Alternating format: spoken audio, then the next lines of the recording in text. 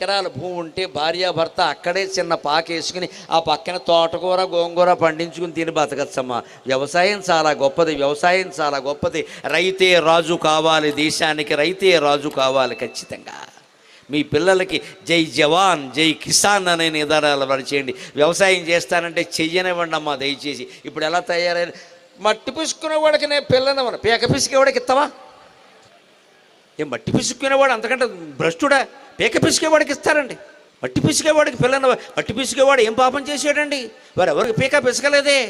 చచ్చి చెడు ఆరుగాలం కష్టపడ్డాడు అక్కడ. భూదేవో భూదేవో అనేది సమ్మక్కకి సారలమ్మకి దండం పెట్టుకున్నాడు భూమి కోసం. వాడు మనకు దుర్మార్గుడి కింద కనపడుతున్నాడు, బలహీనుడి కింద కనపడుతున్నాడు. మన బోర్డు ఉద్యోగాలు ఏదైనా సరేనండి, రైతు కంటే గొప్ప ఉద్యోగం ప్రపంచంలో లేనే లేదు. ప్రతి మానవుడు రైతుకు సాష్టాంగ నమస్కారం చేయాల్సిందే. పిల్లలకి రైతు అంటే గౌరవం నేర్పండి, సైనికుడు అంటే గౌరవం నేర్పండి అమ్మా. పిల్లల దగ్గర రైతు